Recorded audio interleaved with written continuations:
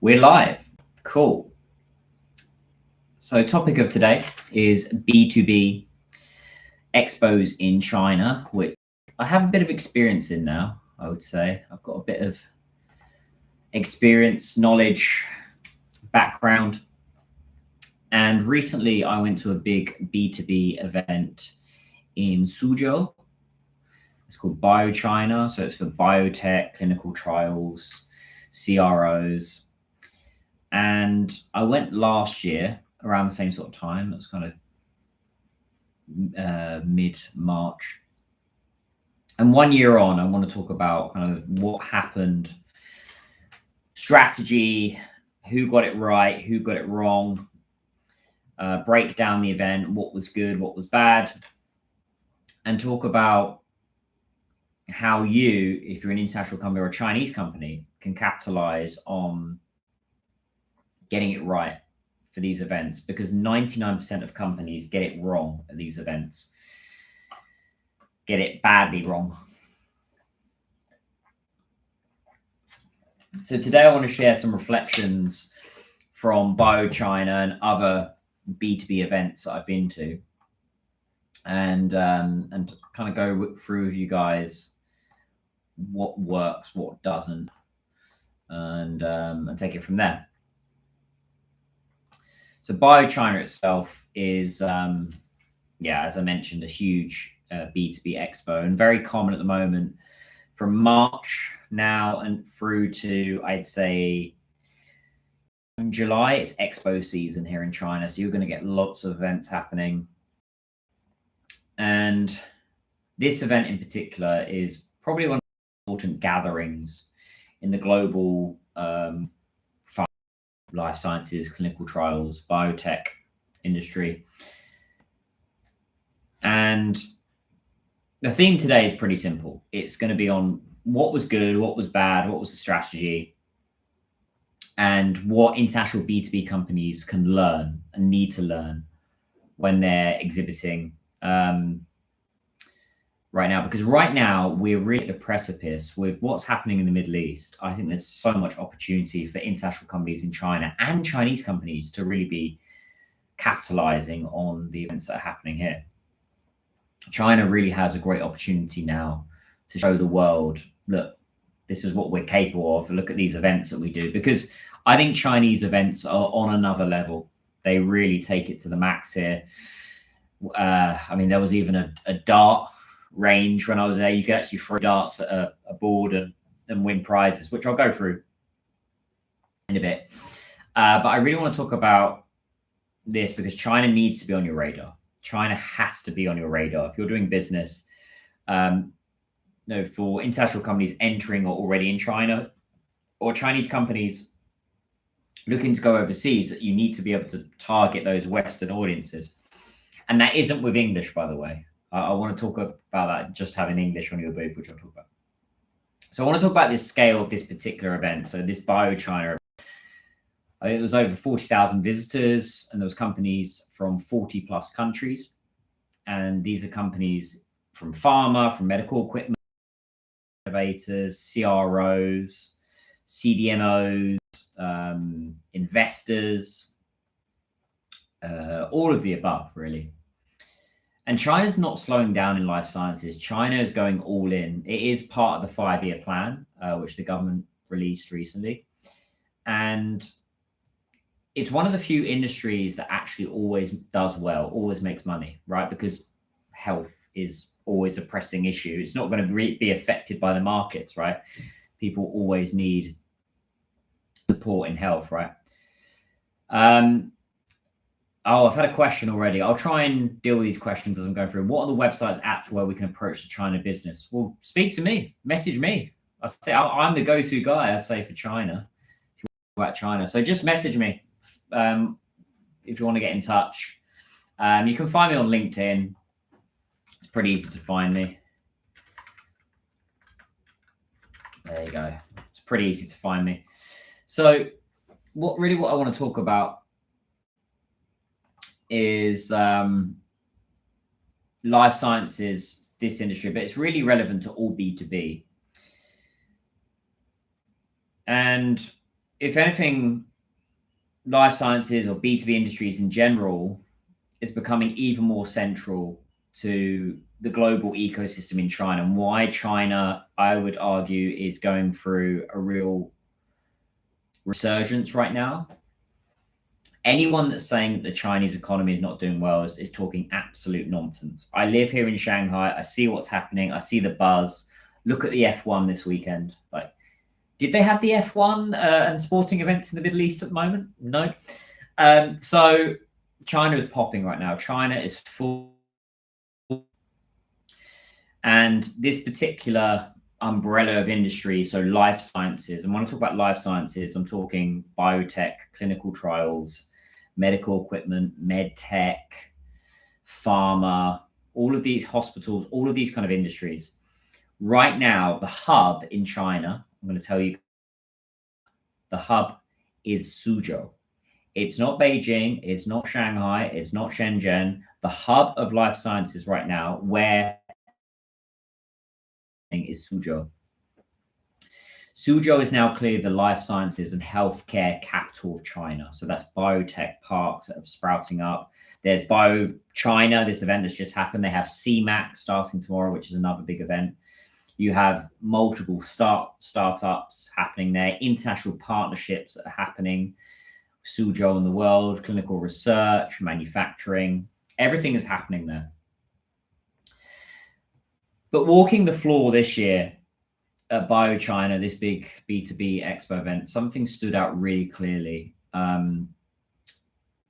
That some companies understand China, some international companies understand China, and some simply do not. And also some of the Chinese companies wanting to partner with international companies. I think they're missing a trick as well. So this is relevant for both sides. It's relevant for if you're an international company entering or already in China, or a Chinese company looking to do partnerships with international companies to connect more with Laowai, with foreigners, and really do business.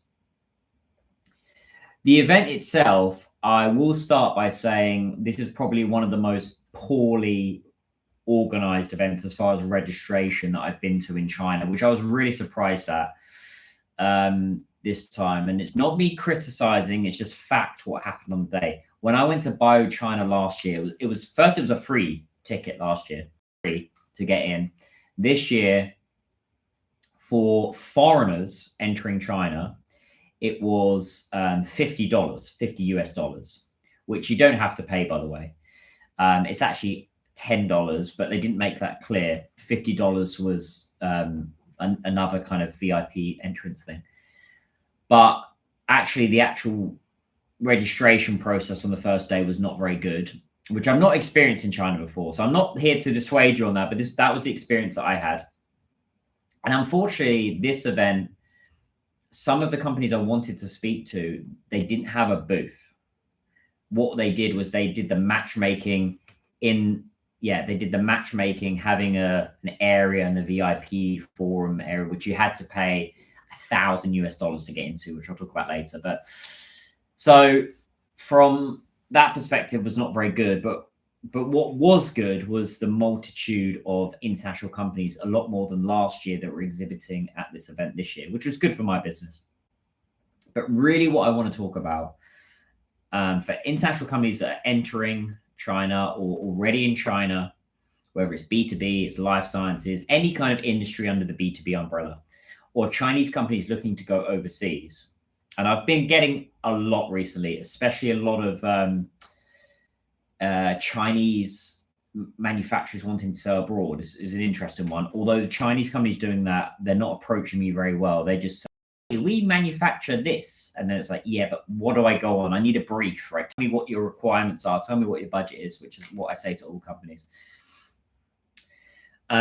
So really what I want to focus on today is these expos, events in China, it's all about the delivery and the conversion. So whether you deliver a really good event here in China and converting that foot traffic or decision makers that are coming to your booth and speaking to you at these events, because you want to convert these guys. You want them to sign or sell or buy what you're selling, right? You want them to partner with you. You want to sign those $1 million deals, right? That's what we want from these kind of events. We don't just want it for branding. Quote of the day, I did speak to someone that said, yeah, we're just here for a bit of branding. Complete nonsense when someone says that. And I'm going to be going through a lot of nonsense tonight on what worked and what didn't at this event.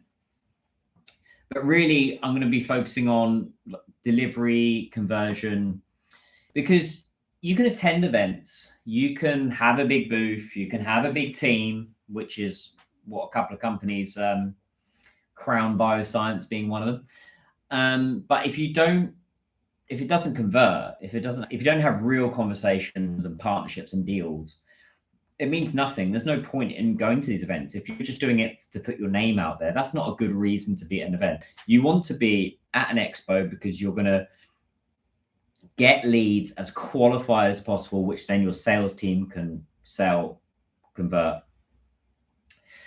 So maybe I should start on a positive. Let's talk about what I saw, which was good. Who were the winners at this expo? And some of these were quite surprising, not so much. So country-wise, obviously the Chinese companies do well, but the foreign companies that did well were from Australia. So, and when it comes to life sciences, Australia always comes out on a pretty united front. They're pretty good at that. And they always perform extremely well when it comes to international partnerships, biotech collaboration. They present that national front, that united front that, well, firstly, they kind of have a section to themselves, which I think is really clever. But they did it without government support. So usually the Australians, they have an area, and usually it's their Austrade people that support them. But they didn't support them this year, which I thought was crazy. Why a government entity would want to support them.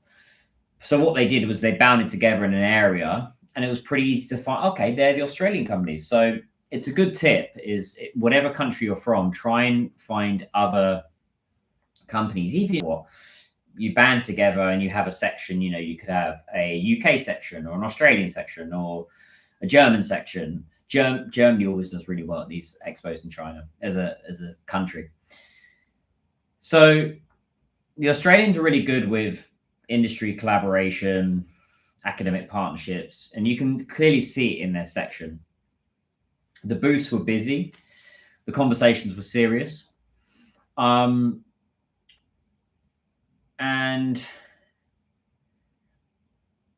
But I will add a caveat to that, which is I felt it could have been even stronger, their section, with a slightly sharper strategy. And this is where probably the Chinese companies win, because the Chinese companies at these expos, they make it fun. So Chinese decision makers that are 40, 50 years old plus, they want to be entertained. When you come by their booth, they want to see, people are asking me which event this was. I've mentioned it quite a few times, but it's called BioChina, BioChina, right? BioChina. And, which I'll come on to in a bit, but when you're on a booth, you want to make it as entertaining as possible. So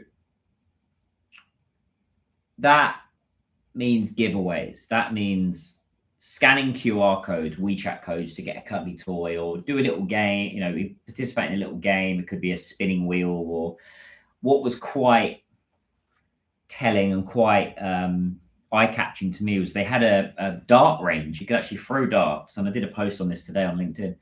You could throw darts and win a prize. And there was Chinese decision makers, I know because I spoke to them when I was at the expo, that were having fun doing this. It's not all serious, stuffy people in suits and here's a brochure, find out more about our companies. You've got to make it fun as well. I would say Chinese decision makers, they want to be entertained. Yeah, they've got the money and are serious, but actually you want to make the event as fun as possible. You don't want to, the word would be stuffy, right? You don't want to be, kind of arrogant, and you want to be smiling, you want to be welcoming, you want to make it fun. So games and things like that. That is something that I would have changed. With the Australian booth, I didn't see enough, this kind of stuff, little kangaroos, and that's what they've done before, giveaways and all that kind of stuff. Whatever country you're from, I always recommend to promote something, whether it's a food or a cuddly toy. If you're Australia, you would have Tim Tams, those chocolates, or you'd have little kangaroos. If you're from, say, Scotland, you'd have whiskey. Try and have something from, or if you're British, you'd have, I don't know, tea, whatever it is. Try and have something that is identifiable to your culture on the booth. It's a really important thing to do. Any questions, guys, so far? I've realized there's quite a few things I want to go through.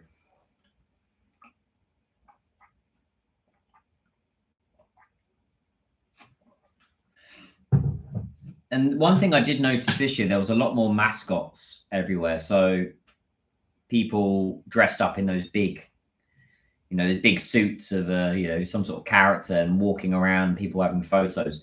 I've seen that at other events in China before, at B2B events, but this was more prevalent this time. So you could see there was a lot more of these kind of things, have these big mascots walking around.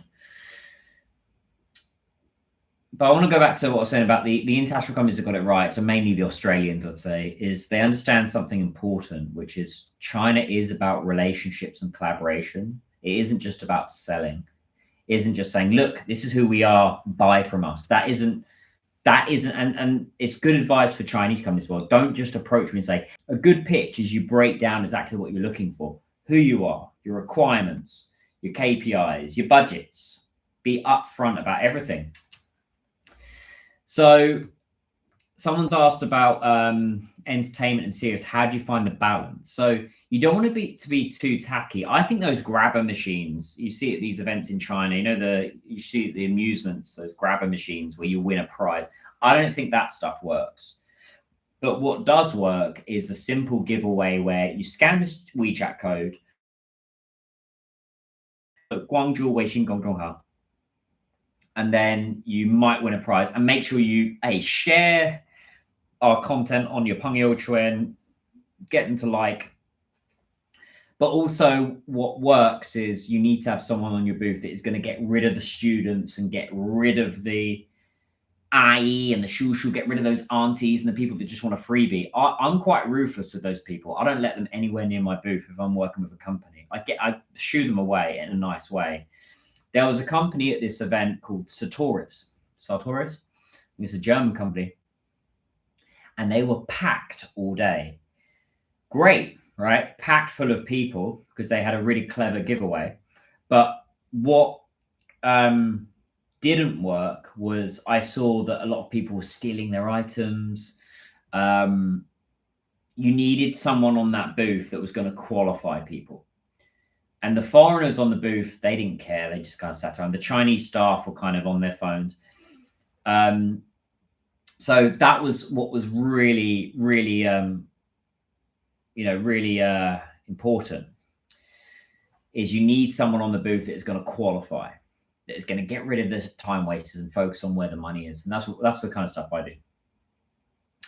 The giveaways, cuddly actually stuff that worked this year I saw was things like cuddly toys, kind of like Labubu style.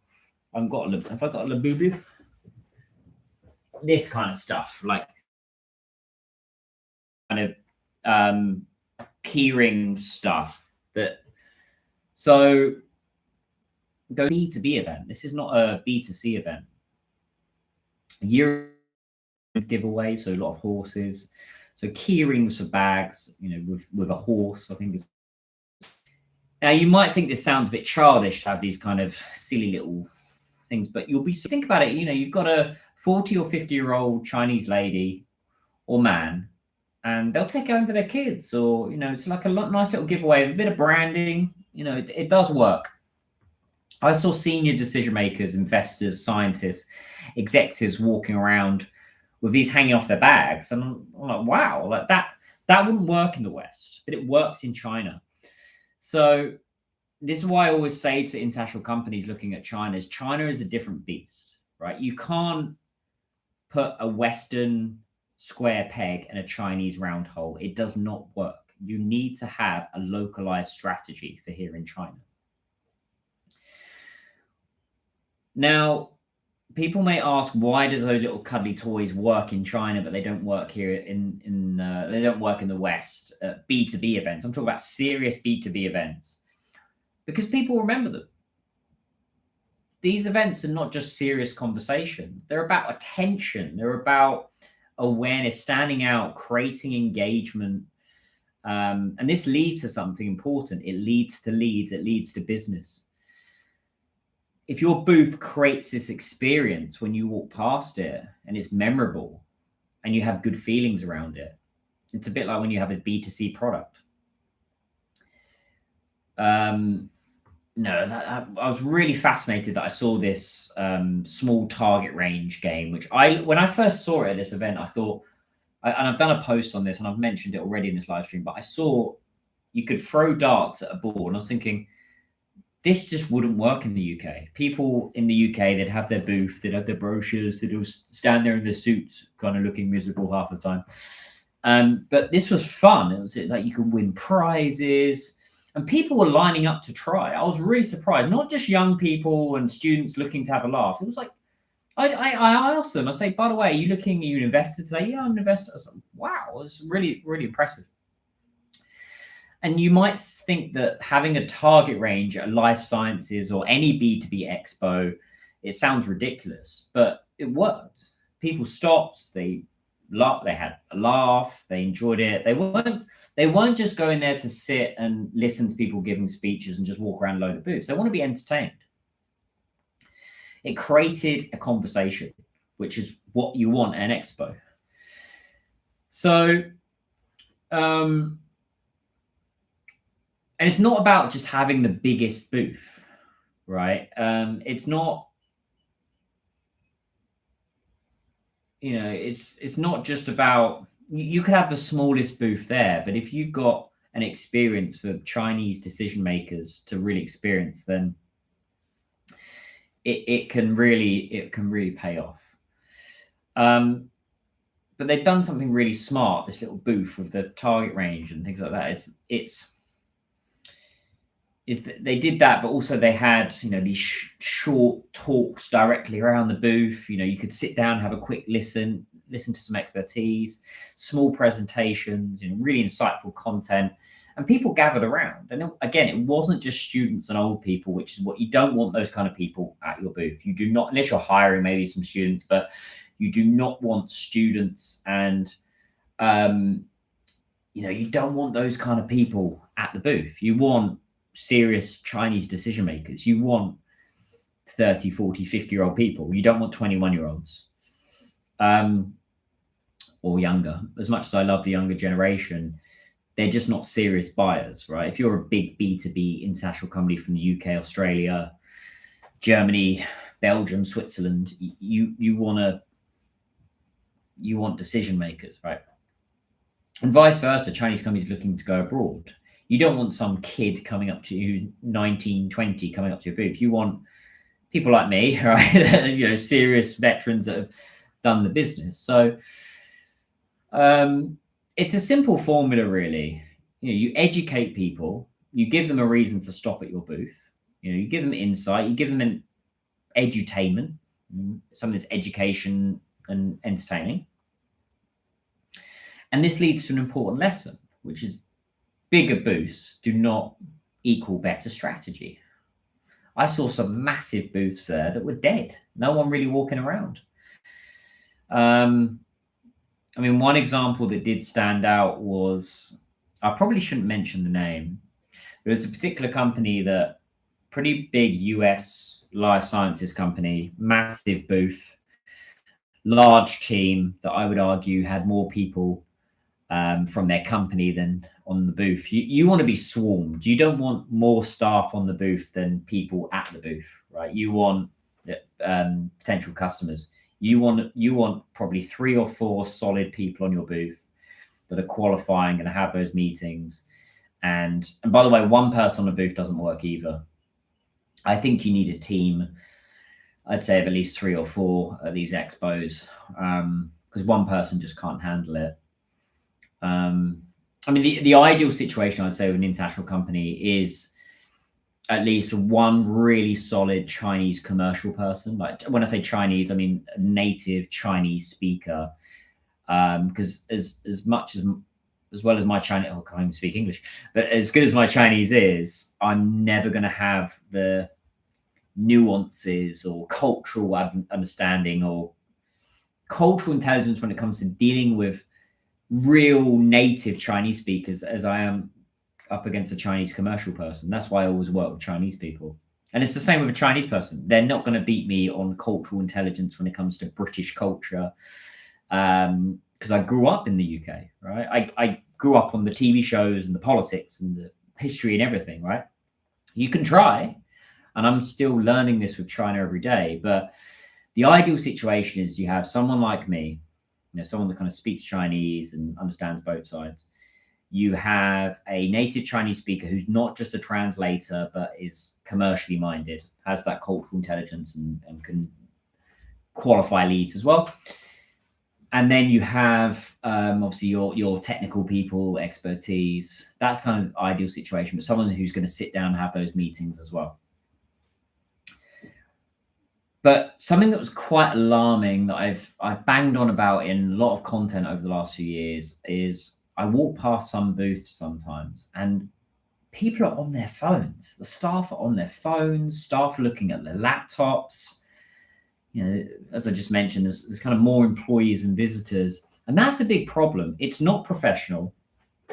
If I walk past someone's booth and I see them on their phone, sometimes they'll say, "Oh, I'm dealing with a customer." That's complete nonsense. Like, with a expo or event, you need to almost focus on the people walking past all day. Forget your phone, forget all that stuff. Look at it at lunchtime, right? When you have a bit of time. These things are really killing a lot of business, because when you look at your phone, you're not looking at the people walking past. So that's a big thing. It's like, put these in your pocket or speak, make eye contact with people, smile at people when they walk past. If you're looking at your phone at an expo like this and you're on a booth, you're not paying attention. So I saw a lot of this from both sides, international companies and Chinese companies. And that kind of behavior is, not acceptable. And it doesn't convert. And it's something that I see time and time again with both Chinese and in international companies in China is they think just being on a booth, like presence equals success. And it doesn't. Just being there doesn't equal success. So there's a company I spoke to last year and this year. It's a British company who's exhibiting, can't mention the name, but there's an arrogance there. Well, we've got a booth. We've got a booth. We're fine. Yeah, we're going to be fine. No, you're not. I know that you're not going to get business. And maybe that's your plan, just to rock up to China, have a booth and expect to get business. It's not going to work. But so I really want to talk about some more missed opportunities, particularly speaking of UK companies. Is I think the big one was obviously being British, but I saw a host of international companies from the US. I was really surprised at loads of US companies, Australian, German, Belgian, Swiss. Now, the UK is known for being really strong with biotech, clinical trials, life sciences. But there were very few British companies at this event. Insane, right? And it's frustrating for someone like me, because obviously I bridge not just the UK and China, but I'm bridging the US, I'm bridging Europe, Singapore, Australia, these kind of companies. And with the UK, it has world-class expertise in biotech, pharma research, medical innovation, life sciences as a whole. But the turnouts at these events are extremely poor. It gets to a point almost of being, the word would be pathetic, because they're almost scared of coming to China. It's like, we're not going to exhibit at that event. And so you can't have that kind of mindset with China. You're either in or you're out. And just having a salesperson on the ground is not enough in China. You can't just have some sales guy running around or some sales lady running around China. It doesn't work. You've got to have marketing, which is your number one thing. Having a salesperson is important, but actually your number one thing is marketing. Because if that salesperson can't do everything by themselves. And the British companies that were there at this event, they stayed in kind of the VIP forum areas, and kind of rude, actually. I met a couple of them. They were kind of rude. They were rude to my staff and I, which I was quite surprised at. And the entry to get into those VIP areas at those big B2B expos, $1,000. 10,000 Yuan Kwai, 10,000 RMB, well, again, give or take. And the audience that were in, the other companies that were in that VIP seat, they're really well-known companies like Bayer and Pfizer. And it's like, what's the point in going into a VIP area like that? You're just wasting your time. So that's not market entry, being in those matchmaking forums at those events. It doesn't really work in China. You're kind of just preaching to the converted. If you really want to build a market in China, you need to be on the floor speaking to people. You need to have a booth. You need to be out there. So let's talk about that booth strategy, actually.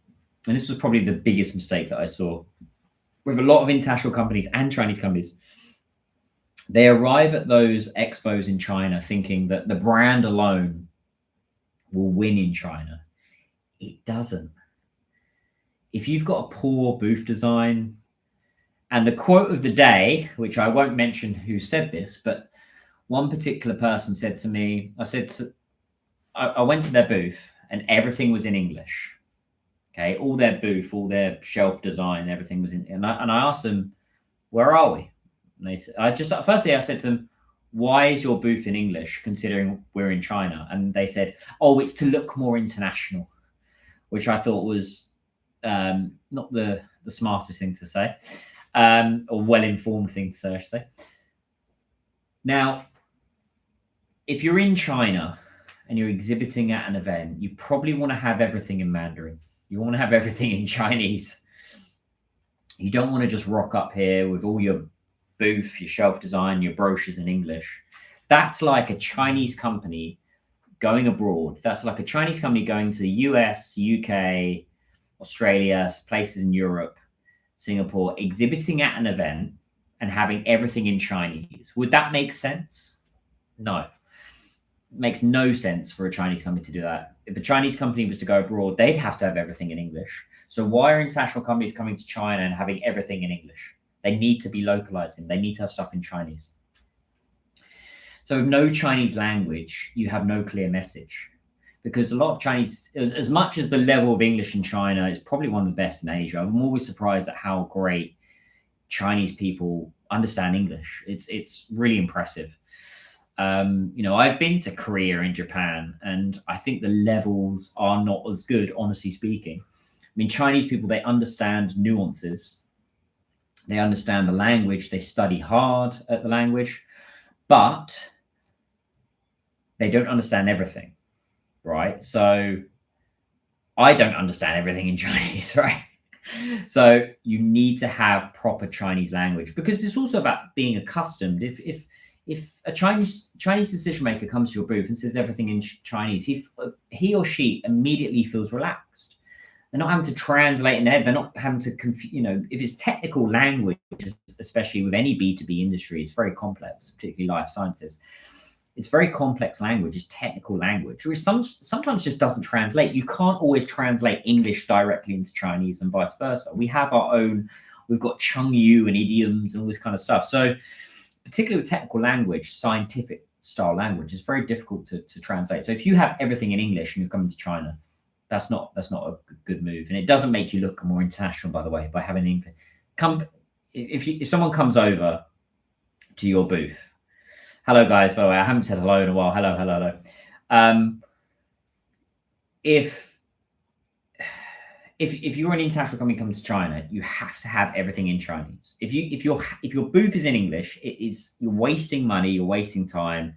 You're not going to connect with Chinese people. So that quote, our booth is in English to appear more international, is absolute nonsense. Chinese decision makers connect in Chinese. They connect in Mandarin.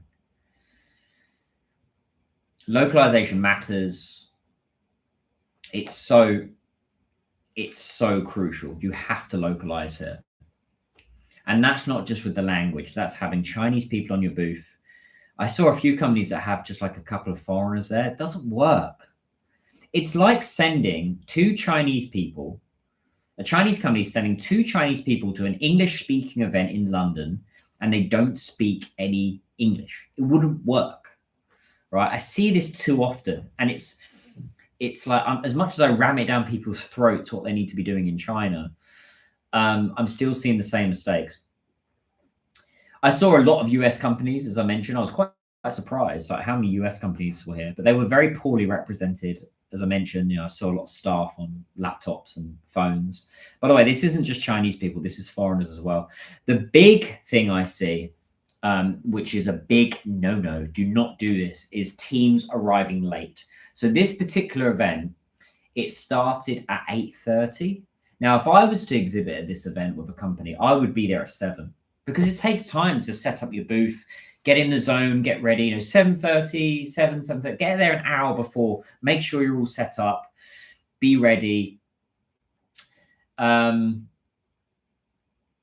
Expos are so important right now, and you want to be as prepared as possible, right? Failing to prepare means you're preparing to fail. And I saw some people turning up at 10:30. And I'll always remember this. I went to an event last September. I was helping a company, and we were there. We were the first ones there, and we were the last ones to leave. And every day when we were the first ones there and the last ones to leave, there were decision makers coming to our booth because we were the only ones active. So every conversation is so crucial. And some people, especially some Chinese decision makers, if an event starts at, let's say, 8:30 or 9, they can only be there for the first 15, 20 minutes sometimes. They have to get back to their office. So if you don't capture them in the first 15, 20 minutes when they arrive, it's a missed deal. It's a missed opportunity.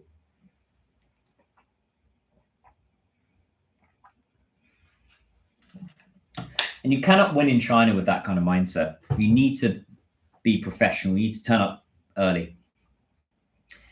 China rewards the companies that are prepared. That's the main message I want to get across today. You've got to prepare digitally, having WeChat in place, Chinese website, QR codes. You've got to prepare culturally. You've got to have Chinese people on your booth. You've got to have Chinese behind you, as in Chinese characters.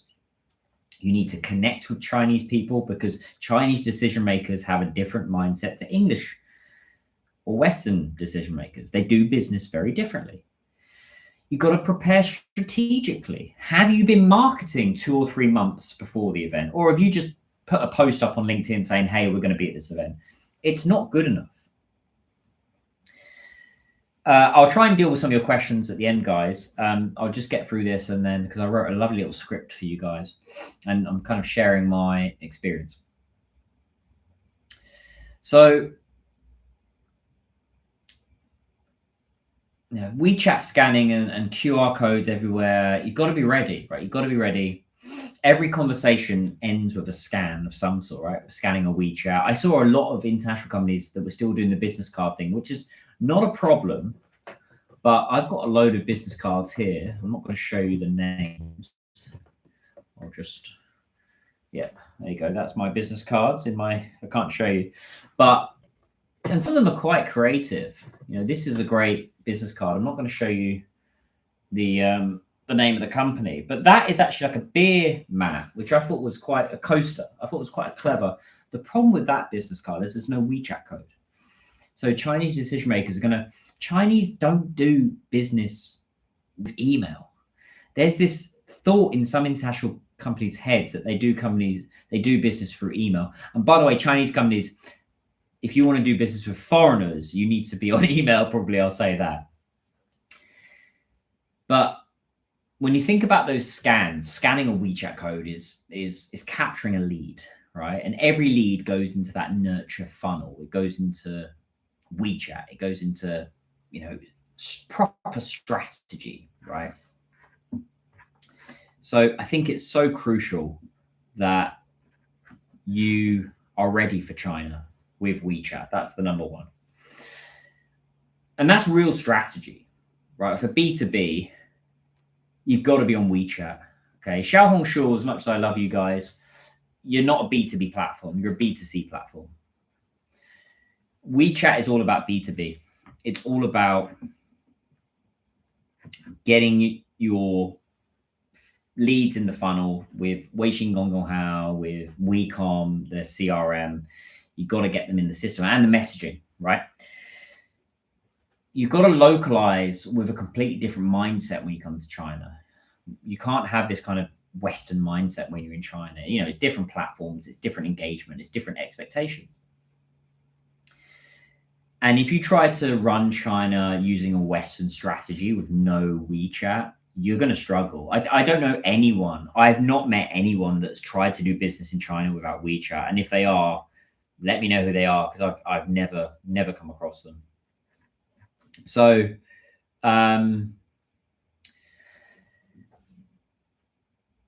here's the final takeaway, because I do want to answer some of your questions.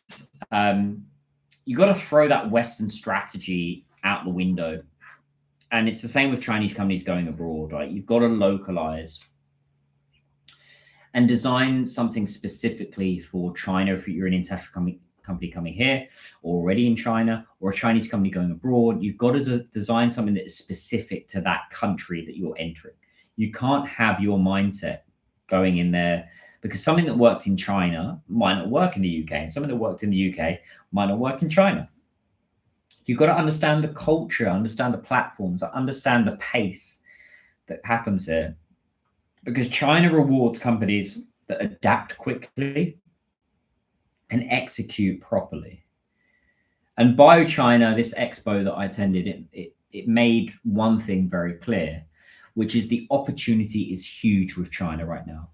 With what's happening in the Middle East, you wouldn't dare go in the Middle East right now.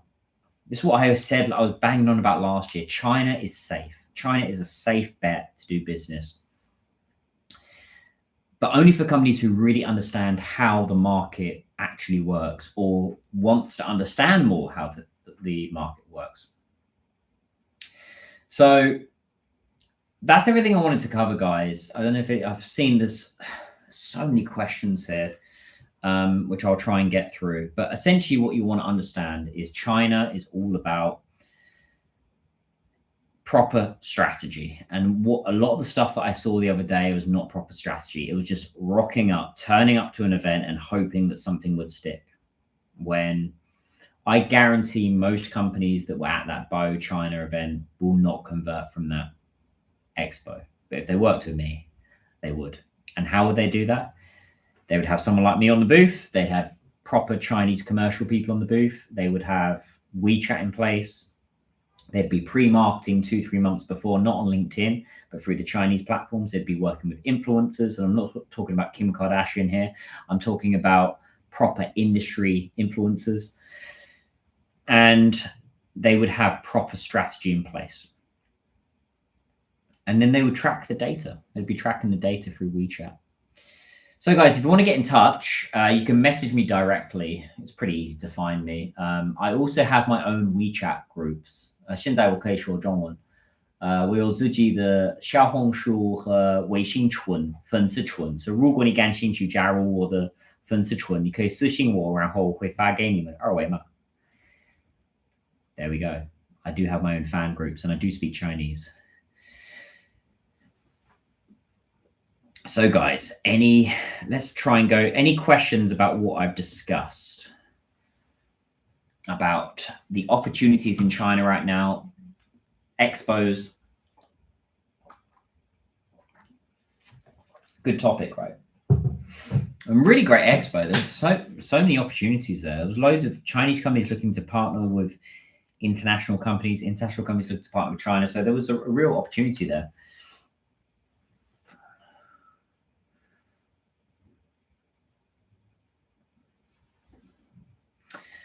So expos are still alive in China. Yes, it's one of the few countries where I would say expos are really flowing and there's lots of opportunities here.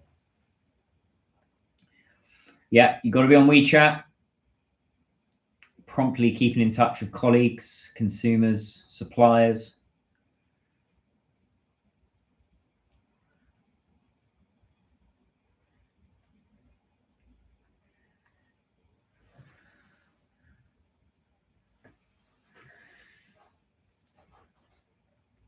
Good questions, guys. Yeah. China, big opportunity.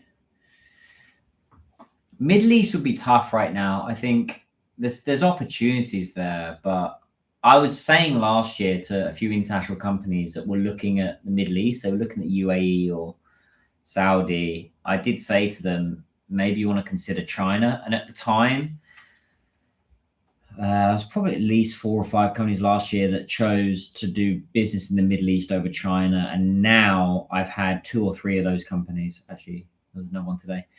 That is 3. Come back to me and say, yeah, Daniel, we made a mistake. We're exploring China now. So it's not, I don't want to say I told you so, but China is the opportunity. China is a safer bet for doing business right now.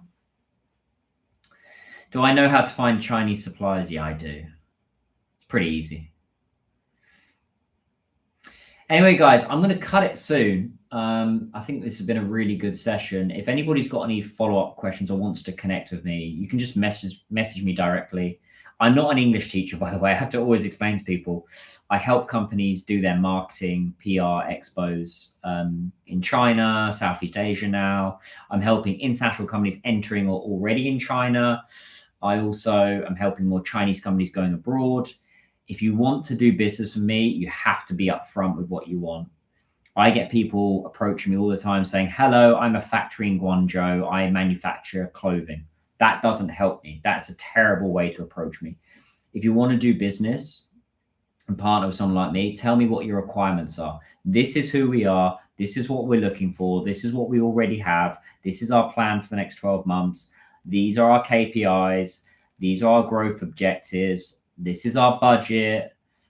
We're already speaking to other agencies, whatever it is. Just give me as much information as possible. Because if you just approach me saying, hi, I do this, that doesn't help me at all. Because then I have to ask questions and it wastes time, right? If you just gave me a nice 1-page brief, which you can use AI nowadays to just write for you, it saves us so much time.